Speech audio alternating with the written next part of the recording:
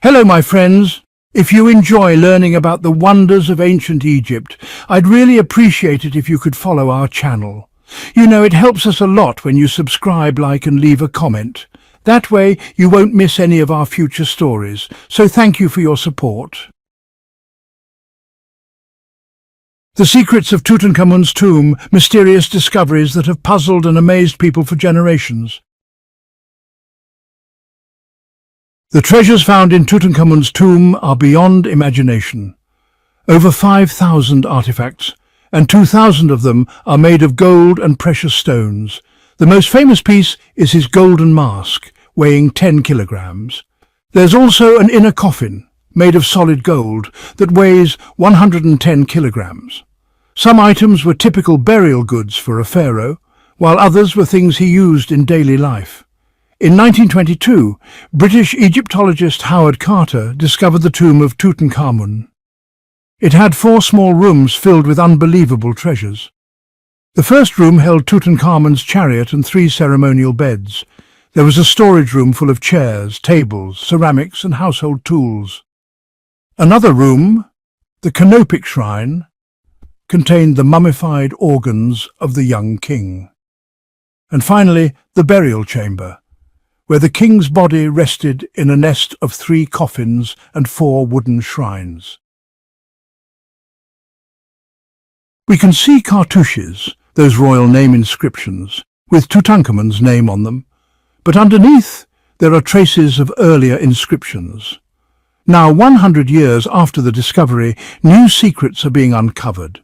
Some objects suggest they originally belonged to a forgotten figure, likely a woman whose identity was erased. The gold covering her titles was scraped off to hide her presence. Scholars are now closely studying the artifacts from New Kingdom tombs to uncover the true origin of these treasures. More than 3,300 years after the events, they're rewriting the history of this era. One mysterious clue: a bracelet in the tomb may have been added later, or perhaps swapped. But as the saying goes, there's no such thing as a perfect crime. Why did the pharaohs choose the Valley of the Kings? Why did they select this place for burial, about 1,500 years ago? Some say perhaps it was because the rock here resembles a pyramid. Now, the Valley of the Kings sits on the west bank of the Nile, right across from what we call Luxor today, which back in ancient times was Thebes. It's honestly one of the most significant archaeological sites ever found, with 21 royal tombs discovered so far. And you know, some of those tombs weren't just for kings. A few belonged to important officials, people who were honoured by the king with the rare privilege of being buried nearby. On November 4th, 1922, the search for Tutankhamun's tomb finally paid off. When Carter arrived, the place was strangely quiet. According to the Egyptologist Dimitri Lastom's, all the workers had stopped talking, because, after years of digging, they knew they'd finally found something. At the base of a staircase, Carter spotted a small wooden piece. It turned out to be part of a box lid, marked with royal cartouches. It had been tossed aside as rubble, but, well, it was a key find. Later in the museum quarry, the box was put back together, and it bore 2 important names: Akhenaten, who was Tutankhamun's father, and Meritaten, his elder sister. These names are deeply tied to what we call the Amarna period, named after Akhenaten, the city Akhenaten built about 200 kilometers north of the Valley of the Kings. Akhenaten, you see, dedicated himself to worshipping just one god, the Aten, shown as a sun disk. In less than 6 years, he built a city stretching 10 kilometers, which was, honestly, one of the most ambitious building projects in all of ancient Egypt. The temples there were open air, designed to let sunlight pour in. The city itself went up fast, using prefabricated stone blocks. But that speed was also its weakness, since it could be torn down just as quickly. After Akhenaten's death, his temples were dismantled, and the blocks were reused in other places. The tragic fate of the royal family. Why were Akhenaten and Meritaten's names on that box in Tutankhamun's tomb? Well, clues come from a damaged royal tomb, carved right into the rock near the old ruins of Amarna. In the faded wall paintings you can sort of make out two young princesses lying on a burial bed with their parents, Akhenaten and Nefertiti, weeping by their side. In the next scene, there's another family member, likely a newborn prince, being cradled in someone's arms. Maybe their very last child. Nearby, more mourners are grieving the death of a third daughter, shown as a statue. She probably died around age 10. Only 3 royal daughters survived: Meritaten, Tutankhamun, who later married Tutankhamun, and a younger daughter, possibly named Bakataten. Not long after all this, Nefertiti herself died, in the 16th year of Akhenaten's reign. Letters exchanged between Egypt and Babylon confirm that many royal women died from a plague. One letter even mentions the death of yet another royal wife from the disease. Meritaten, though, survived the epidemic. After Nefertiti's death, she married her father Akhenaten and became his chief queen. Tutankhamun, still just a child, wasn't ready to rule, so it's possible that Meritaten ruled, even if only for a short while. Did some treasures in the tomb belong to someone else? Well, some scholars, like Mark Bain, actually suspect that many items in Tutankhamun's tomb originally belonged to another royal person. He took a close look at the canopic coffin that held the pharaoh's organs. On the outside, everything seemed normal, but inside the lid, under the cartouches of Tutankhamun, faint traces of earlier inscriptions were found.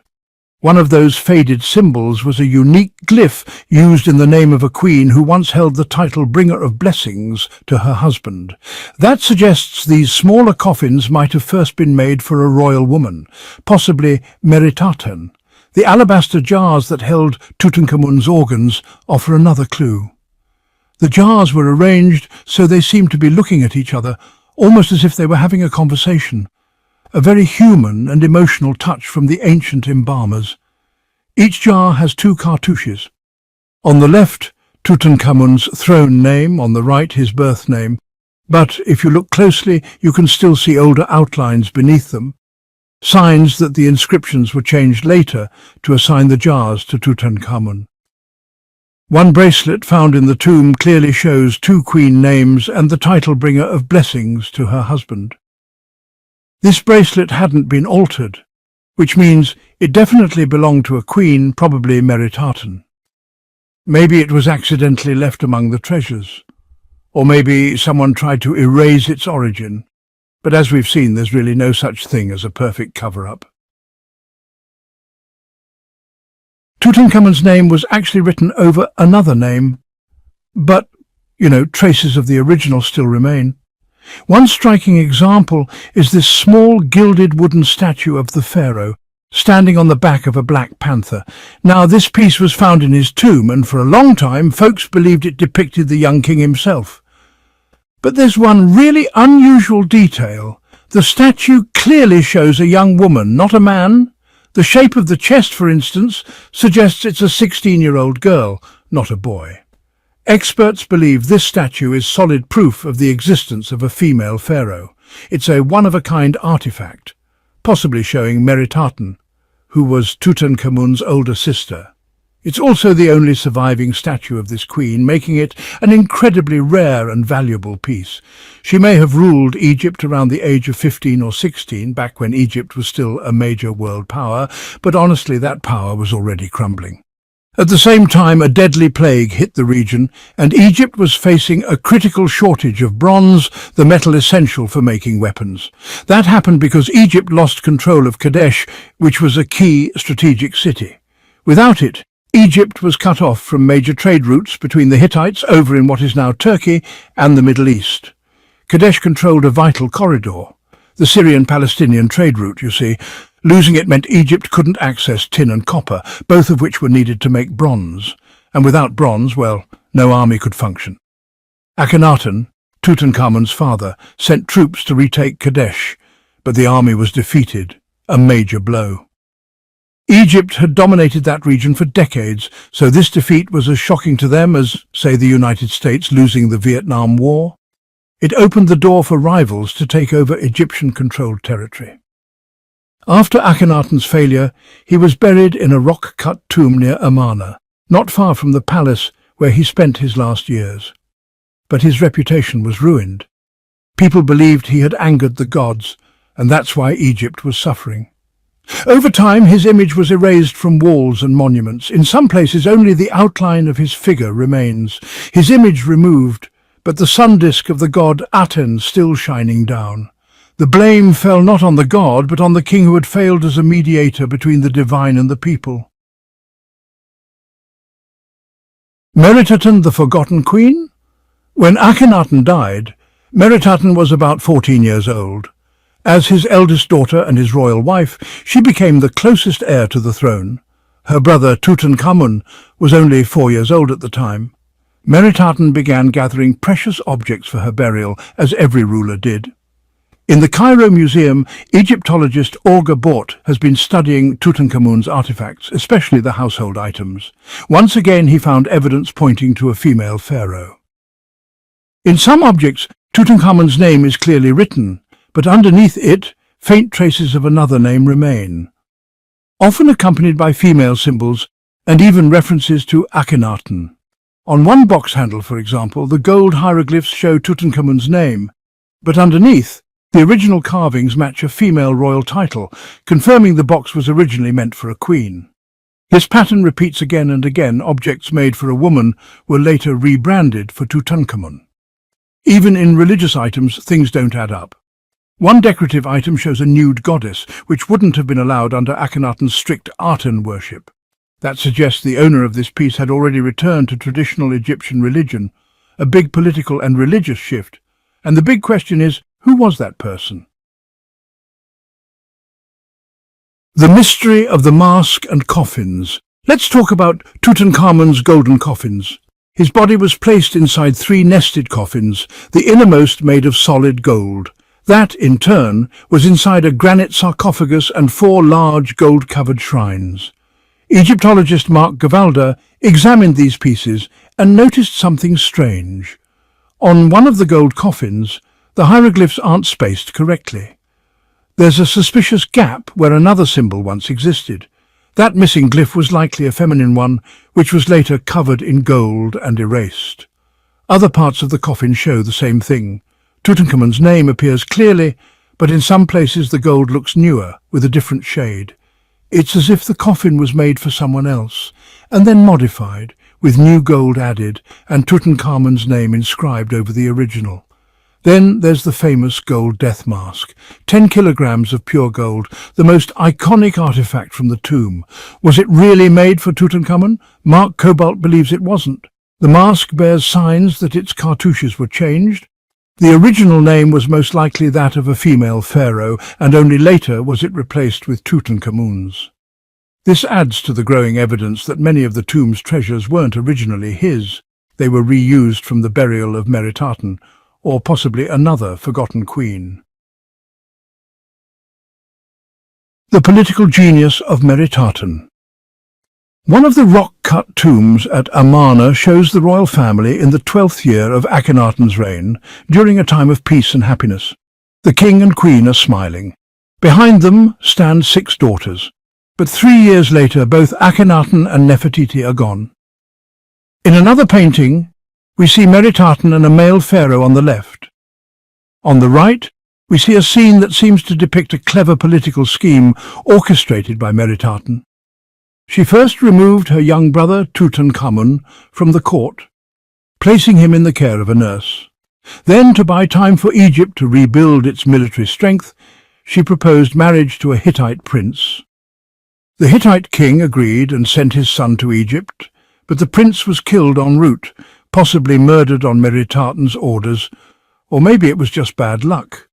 Either way, she prevented a foreign takeover through marriage and gave Egypt time to recover.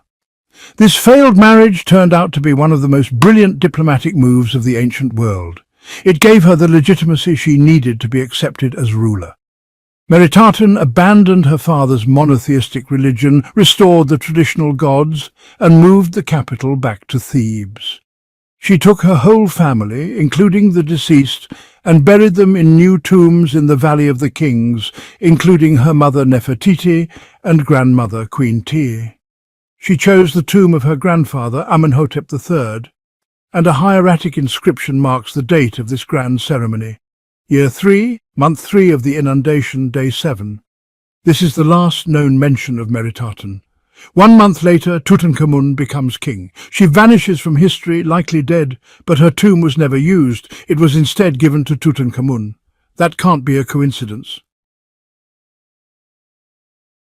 Finally, at the end of the video, I'd like to thank you all for listening and encourage you to follow the channel and watch future videos. Subscribe, like, and comment.